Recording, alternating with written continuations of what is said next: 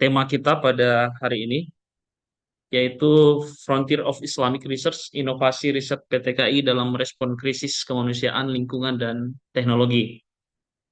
Dalam konteks penelitian kami di bidang sains dan teknologi, khususnya untuk pengembangan baterai, maka saya mengambil satu tema yang akan saya sampaikan hari ini, itu judulnya Transformasi Riset PTKI dalam Rantai Pasok Baterai Kendaraan Listrik dari Tambang hingga Teknologi Industri.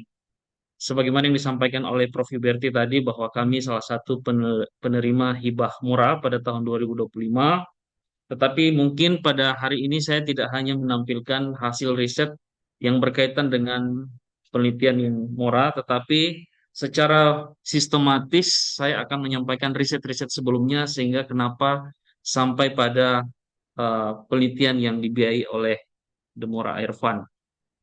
Mora. Baik, saya dari Aceh, saya tinggal di Banda Aceh. Dalam 3 bulan terakhir, kami merasakan duka yang begitu mendalam karena kami tertimpa bencana banjir. 2 bulan yang lalu, kami tidak menyangka bahwa ternyata perkuliahan di UIN Araniri semester yang lalu ternyata tidak full. Kemudian kami juga tidak menyangka kota Banda Aceh, tujuan wisata bagi masyarakat internasional dan Indonesia, ternyata lumpuh total karena mati lampu berminggu-minggu. Dan beberapa pekan terakhir saya menyempatkan diri untuk berkunjung di beberapa situs yang terkena daerah banjir. Dan berdasarkan data yang dapat kita peroleh di dashboard dari BNPB, sekarang sudah ada 1.207 jiwa yang meninggal. Ini saya ambil datanya tadi pagi. Ada 138 jiwa yang hilang, kemudian ada 53 kabupaten kota yang terdampak. Sampai hari ini pemerintah masih mengusahakan hunian sementara dan hunian tetap, huntara dan huntap, untuk 32.553 jiwa yang mengungsi. Bukan hanya di Aceh, juga di Sumatera Utara dan Sumatera Barat. Tapi kalau bagi orang yang di Aceh, ini adalah bencana yang menurut sebagian pemimpin Aceh, bencana yang terbesar, bahkan lebih dahsyat dampaknya dibandingkan dengan bencana tsunami di tahun 2004. Kementerian Agama juga sudah turun tangan. Kita ambil satu capture berita bahwa Kementerian Agama telah membantu sekitar 125 miliar untuk bantu korban bencana banjir. Ini kita duka yang mendalam, tapi seharusnya sebagai insan akademis dan peneliti, memicu satu pertanyaan kritis. Kenapa terjadi bencana seperti ini? Apa penyebabnya? Dan bagi orang Aceh, kalau kita tanya yang generasi yang seusia saya, mereka belum pernah merasakan bencana sedahsyat ini, di mana sangat luas sekali berdampak dari Tamiang sampai dengan Pidijaya. Kalau Bapak Ibu udah pernah ke lokasi, Bapak Ibu pasti akan merasakan kesedihan yang sama dengan saya, karena begitu parahnya bencana dan dampak yang ditimbulkan oleh banjir Sumatera ini. Kemudian dari bencana ini kita kemudian berkontemplasi. Apa sebenarnya yang menyebabkan? Banyak sekali variabel yang menyebabkan. Ada yang mengatakan inilah deforestasi, ada yang mengatakan ini adalah perluasan perkebunan monokultur, dan berbagai macam faktor yang lainnya. Tetapi salah satu faktor yang paling krusial adalah ternyata ini akibat siklon senyar yang menyebabkan curah hujan itu sangat tinggi sekali, sehingga kekuatan tanah yang ada di ujung Sumatera itu tidak mampu menahan dahsyatnya curah hujan yang tinggi. Bahkan BMKG pun menyebutkan bahwa inilah curah hujan paling tinggi sejak tahun 1991. Pertanyaan berikutnya, kenapa sejak tahun 1991 itu tidak ada curah hujan setinggi ini? Jawabannya adalah karena terjadi perubahan iklim. Perubahan iklim itu bukan dongeng, Bapak Ibu. Bukan hanya isu bagi sebagian orang, tapi itu adalah isu kemanusiaan untuk keselamatan bumi kita. Siapa yang pernah tinggal di daerah dingin, mungkin masa kecilnya seperti orang Aceh yang punya daerah dingin yang namanya Aceh Tengah atau Takengon. Ini yang bagi suka wisata silahkan coba-coba ke Aceh Tengah. nanti nuansanya akan ada danau, pegunungan, dan cuaca yang sangat dingin. Kalau kita tanya orang Takengon atau orang Aceh Tengah, 20 tahun yang lalu dan yang sekarang, mereka akan bilang Takengon sudah tidak sedingin dulu. Uap-uap dari mulut orang yang bicara sudah jarang kita jumpai di siang hari. Itu karena suhu yang semakin meningkat. Kenapa suhunya meningkat? Kira-kira seperti inilah ilustrasi yang kita biasa bicarakan di perubahan iklim. Ini secara sederhana, bahwa bumi sebagai satu planet anggota dari tata surya menerima radiasi matahari. Ketika dia tiba di bumi, dia seharusnya bisa dipantulkan kembali, walaupun sebagiannya bisa diserap.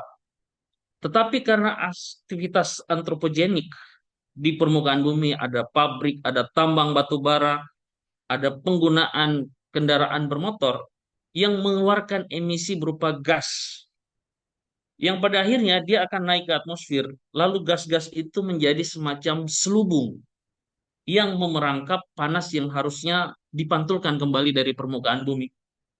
Akibatnya apa? Terjadilah yang kita sebut sebagai pemanasan global. Suhu bumi meningkat.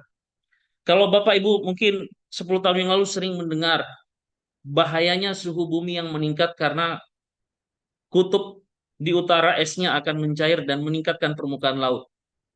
Tapi itu dulu tidak terjangkau di kognitif kita. Karena kenapa? Kita sangat susah menjangkau realita kutub utara itu. Tapi hari ini harusnya perubahan iklim, pemanasan global bukan lagi isu yang hanya ada di kutub utara situ yang relevan. Relevansinya justru di kita. Justru bencana itu sudah ada di sekitar kita dan kita benar-benar bisa merasakannya. Dari mana sumbernya ya? Dari sumbernya dari kerusakan yang dalam tanda kutip ya, kerusakan yang ditimbulkan oleh manusia. Salah satunya adalah dari emisi kendaraan bermotor. Oke. Nah, kalau kita lihat ternyata transportasi itu menyumbang 24% emisi dari karbon dioksida. Walaupun sektor transportasi itu bukan sektor yang terbesar. Ada tambang batu bara menjadi sektor penyumbang emisi terbesar. Tetapi 24% CO2 itu yang jadi emisi bersumber dari kendaraan bermotor. Dan 74,5% dari 24% itu bersumber dari transportasi yang ada di jalan. Jadi penggunaan kendaraan bermotor adalah salah satu sumber penyumbang emisi dan pada akhirnya menyebabkan pemanasan global seperti yang saya ceritakan tadi. Tapi dengan kondisi ini apakah kita tinggal diam? Ternyata tidak, karena ini adalah isu yang sudah menjadi global, isu yang sudah dibicarakan di tingkat global, dan Indonesia adalah salah satu negara yang berpartisipasi untuk mengantisipasi perubahan global tersebut. Salah satunya di tahun 2060 Indonesia berharap kita sudah mencapai net zero emission. Bagaimana kita capai net zero emission? Salah satunya adalah dengan menambah jumlah kendaraan listrik yang beroperasi.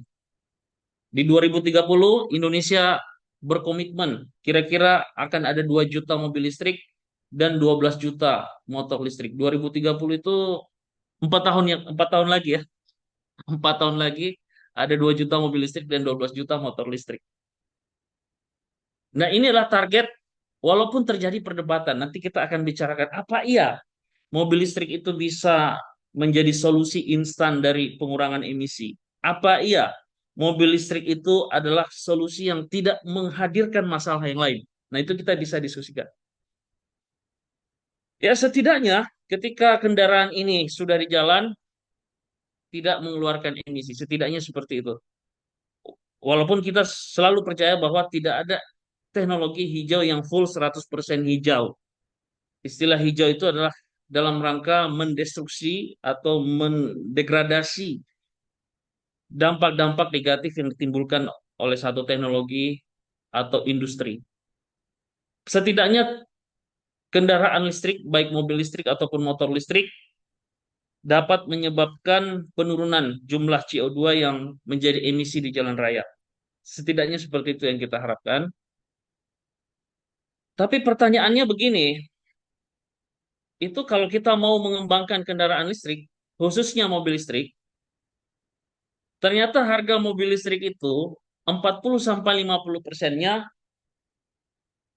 bersumber dari biaya beli baterai. Jadi kalau misalnya mobil listriknya harganya 600 juta, berarti itu sekitar 300 juta itu sebenarnya adalah biaya baterainya. Jadi komponen baterai ini adalah komponen yang sangat signifikan dan menentukan harga dari mobil listrik dari sisi produksi. Di tahun 2030, seperti yang saya sampaikan tadi, Indonesia itu pengen ada 2 juta mobil listrik. Pertanyaan selanjutnya, PTKI di mana posisinya menghadapi ini? Apa kita hanya menjadi penonton? Apakah PTKI tidak mampu menghadirkan riset-riset yang secara spesifik memberikan kontribusi pada pengembangan mobil listrik nasional? Nah, ternyata PTKI setidaknya melalui tim kami tidak juga ketinggalan dan mencoba untuk menjadi bagian dari agenda tersebut.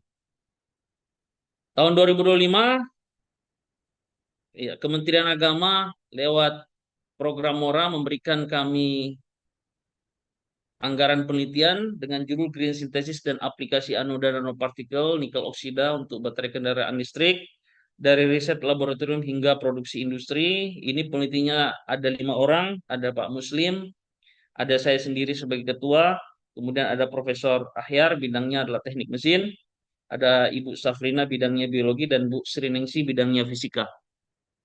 Apa yang kami teliti di penelitian ini? Jadi sebelum sampai pada isi penelitian ini, mungkin ini ada keyword-keyword yang tidak familiar bagi kita. Misal green synthesis. Jadi sebenarnya green synthesis yang kami maksud itu adalah salah satu teknik fitofabrikasi atau mensintesis nanopartikel dengan menggunakan ekstrak-ekstrak biologi. Biasanya orang menggunakan tumbuhan atau bakteri dan kami menggunakan ekstrak tumbuhan. Ekstrak tumbuhan ini kenapa kami pilih? Satu, dia mudah untuk didapatkan dan melimpah. Indonesia adalah negara biodiversity, punya keanekaragaman hayati yang luar biasa, dan saya pikir dengan potensi keanekaragaman hayati itu kita dapat konversi menjadi nilai tambah sesuai dengan program hilirisasi Asta Cita Prabowo, bahwa semua sumber daya alam kita coba untuk berikan nilai tambah. Dengan menggunakan ekstrak tumbuhan, kita juga coba untuk substitusi bahan-bahan kimia yang kalau kita gunakan justru menjadi limbah baru. Jadi salah satu komponen yang bisa kita terapkan dalam baterai mobil listrik itu adalah nikel oksida. Produksinya macam-macam cara, tapi kami menawarkan pendekatan yang lain yaitu dengan menggunakan ekstrak tumbuhan. Mudah-mudahan pendekatan ini mengurangi dampak destruktif dari produksi baterai mobil listrik. Karena begini, mobil listrik itu sebenarnya ada perdebatan. Nah, walaupun ini perdebatan ini bisa kita jawab. Di satu sisi dia menjadi jawaban atas pengurangan emisi, tetapi dari konteks produksinya sendiri itu masih banyak menyisakan hal-hal yang sifatnya perlu diperhatikan secara ekologis dalam produksinya. Sehingga masalah itu coba kami potret sehingga kami menawarkan satu metode dan pendekatan yang berbeda yaitu dengan menggunakan ekstrak-ekstrak tumbuhan dalam memproduksi nikel oksida yang nanti akan diterapkan sebagai salah satu material dalam memproduksi baterai. Nah, ini saya tidak perlu panjang lebar mungkin di sini terlalu teknis karena banyak penonton atau peserta sekalian yang di luar skop atau bidang ini. Apakah kami berhasil? Nah, saya langsung aja hook dengan hasil utamanya. Jadi kami berhasil mengembangkan prototipe baterai untuk model silinder. Jadi kalau baterai itu ada macam-macam modelnya, ada pouch, ada silinder, dan kami milih untuk silinder. Dengan menggunakan baterai NMC dan anoda grafit, metode kami berhasil memproduksi material yang kalau digunakan sebagai zat aditif, kapasitas baterainya itu meningkat menjadi 22,73% dibandingkan dengan produk yang serupa. Ini agak, menurut saya ini adalah penemuan yang agak excited, meskipun masih banyak uji-uji lanjutan karena dalam penelitian Mora ada beberapa TKT yang perlu kita lewati. Tetapi sebagai penemuan awal, kami berhasil mengembangkan atau mencapai kapasitas yang lebih besar 22,73% dengan bahan yang kami hasilkan tadi. Bagaimana sih? Ya inilah kira-kira yang kami kerjakan di laboratorium ya. Kami menggunakan ekstrak tumbuhan, kemudian kami melakukan ekstraksi, kami melakukan sintesis, lalu ada material ini sebagai sampel, lalu kami ujikan material ini di baterai, yaitu baterai yang jenis koin dan baterai yang jenis silinder. Itu yang tadi menjadi hasil dari yang kami sebutkan kapasitasnya 22,73% lebih baik dari produk yang serupa. Kira-kira inilah rangkaian risetnya. Jadi ekstrak yang kami gunakan adalah tumbuhan. Yang pertama Avicennia marina, kemudian ada Chromoleana odorata. Dua ekstrak itu yang kami coba gunakan. Kemudian di dalam eksperimen laboratorium kami mencari temperatur pengadukan dan pH dalam bentuk yang paling optimum untuk mencapai parameter yang paling maksimal, yang terbaik lah. Kemudian setelah kami buat material, kami melakukan karakterisasi dengan berbagai jenis karakterisasi. Setelah itu kita coba uji aplikasinya. Dan dari hasil penyelidikan laboratorium ini, paket datanya itu kami coba tuliskan dalam bentuk publikasi. Ada dua paket dataset dari hasil penelitian ini yang berpotensi untuk publish. Nah, ini yang kami kerjakan. Jadi awalnya kami melakukan screening spesies, dapatlah dua spesies tumbuhan yang kami akan gunakan ekstraknya. Kemudian kami juga mengembangkan reaktor yang hari ini sedang diuji substansi oleh Dirjen Kemenkumham eh, terkait dengan patennya. Kemudian kami melakukan eksperimen, kemudian kami melakukan uji baterai pada baterai koin dan baterai silinder. Kemudian agar baterai yang kami susun nanti sebagai modul dapat diterapkan langsung, kami juga mengembangkan prototipe mobil untuk eksperimen. Jadi bukan untuk komersil ya, tapi untuk kepentingan eksperimen. Kira-kira ini reaktor yang kami kembangkan. Ini adalah reaktor yang digunakan untuk menghasilkan nanopartikel yang sebagai bahan pembuatan komponen baterai tadi. Jadi komponennya sekilas seperti ini, terhubung dengan komputer, kita bisa kontrol sistem instrumentasinya lewat komputer dan kita bisa juga baca langsung lewat interface yang disajikan di komputer. Kemudian ini adalah prototipe mobil yang kami gunakan untuk eksperimen nanti menguji baterainya. Kira-kira seperti ini, mudah-mudahan bisa terus berlanjut sehingga nanti dari prototipe ini kita bisa terus riset atau berkontribusi melakukan riset untuk kepentingan produk yang siap untuk dijual secara komersil.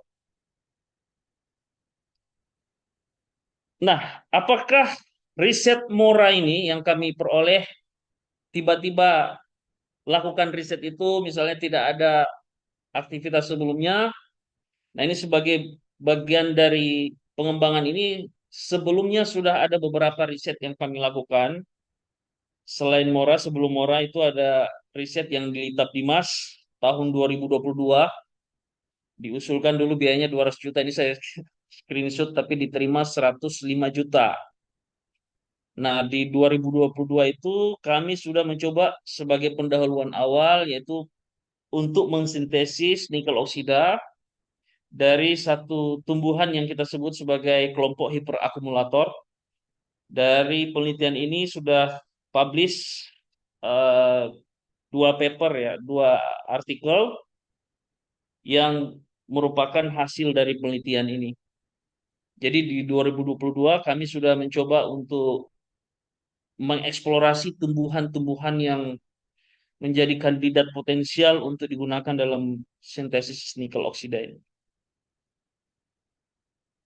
Tapi di satu sisi muncul pertanyaan berikutnya.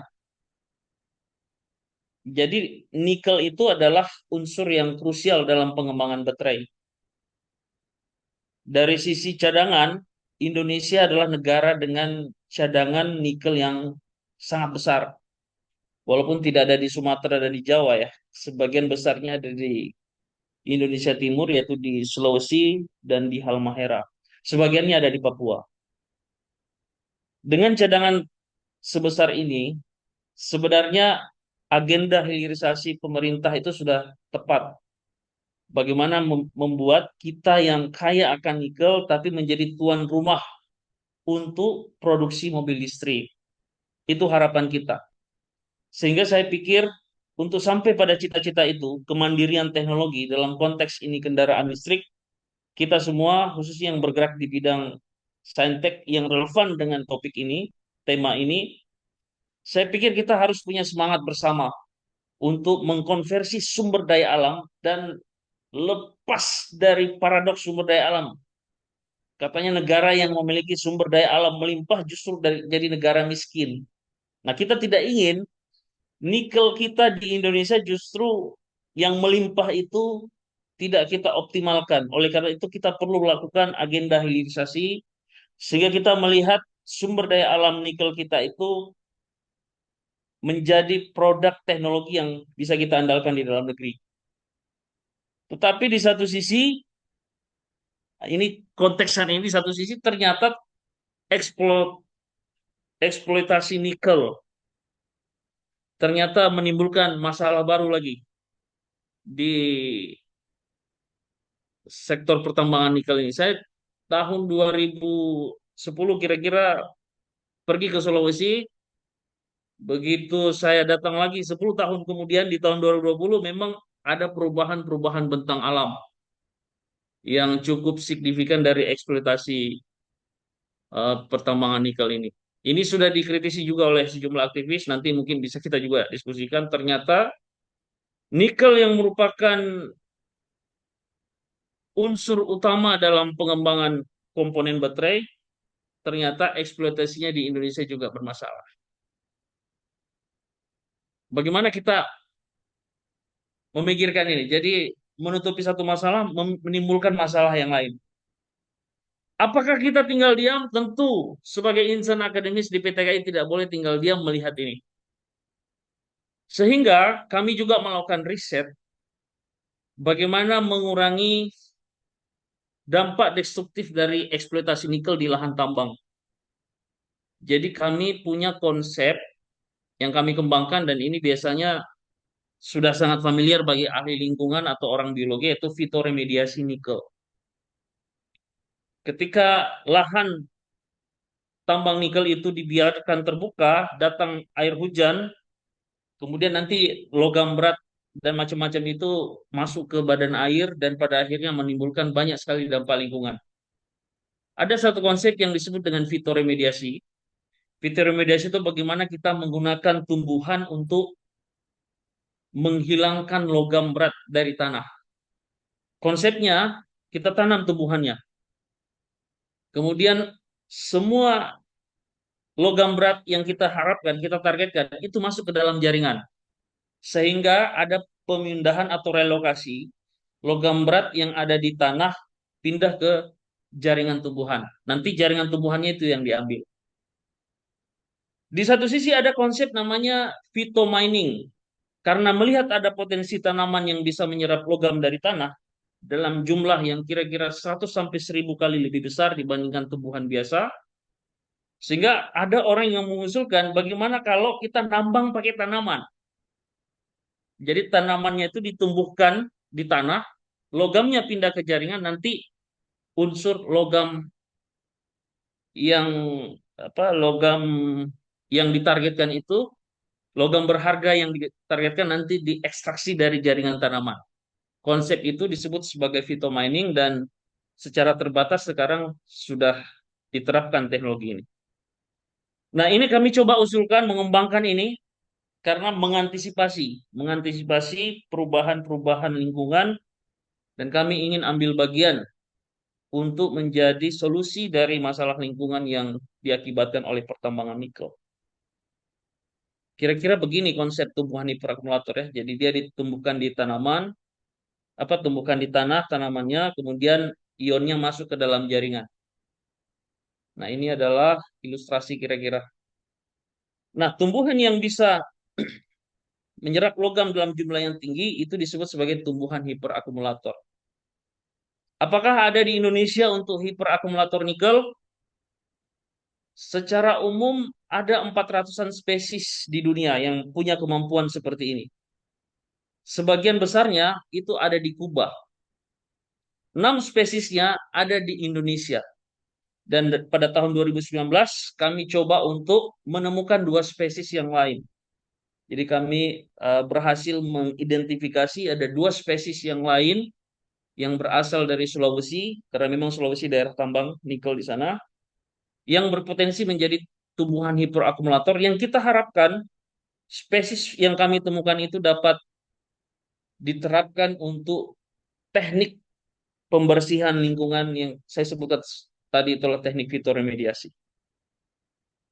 Kemudian ternyata dari riset ini kami muncullah riset yang lain yang dibiayai oleh BRIN pada tahun 2024, yaitu pengolahan biji nikel berkadar rendah dengan phytomining terbantu bioargumentasi green synthesis nanopartikel nikel oksida. Jadi ide dasarnya adalah tumbuhan yang kami tanam di lapangan itu setelah dipanen mengandung nikel, lalu bagaimana mengkonversi biomasa itu menjadi nanopartikel nikel oksida. Nah, jadi riset tentang nikel oksida sudah kami lakukan sebelum mendapatkan MORA. Jadi MORA menerapkan hasil-hasil riset sebelumnya untuk memproduksi produk terapan teknologi yang TKT-nya lebih tinggi. Ini ada satu flyer yang hari ini dibagikan oleh tim MORA.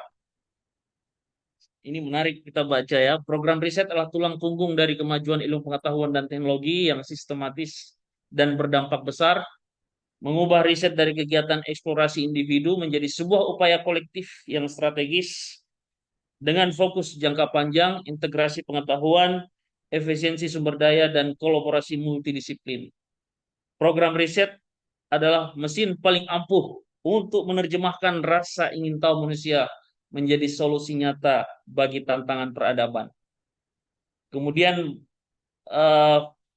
dari saya mungkin penutupnya ya, penutup dari presentasi ini, transformasi menuju kendaraan listrik bukan hanya soal teknologi baterai, tapi juga soal keadilan lingkungan, kemandirian sumber daya, dan keberlanjutan riset nasional.